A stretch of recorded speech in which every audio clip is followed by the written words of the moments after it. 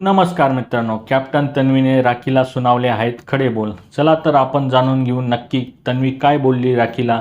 राखी बेडवर झोपलेली दिसत आहे. तिथे तन्वी येते व बोलते, कॅप्टन म्हणून मी काल तुला जी ड्युटी दिली होती लंचची, ती बरोबर कानात घुसली तुझी. पण मी आज कॅप्टन म्हणून तुला ब्रेकफास्टची ड्युटी दिली तर ती तुझ्या कानात घुसत नाही आहे. राखी बोलते, नाही घुसत.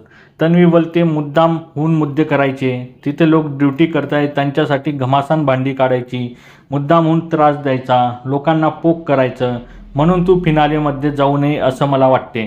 बाकीचे लोक एफर्ट्स करताय, तू एफर्ट कशासाठी करते? बाकीच्या लोकांना ट्रिगर करण्यासाठी, मुद्दे बनवण्यासाठी.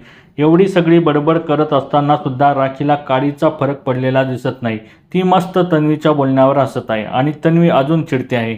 तन्वीने राखीबद्दल जे मतं मांडली त्याच्याशी तुम्ही सहमत आहात का, हे कमेंट बॉक्समध्ये नक्की सांगा.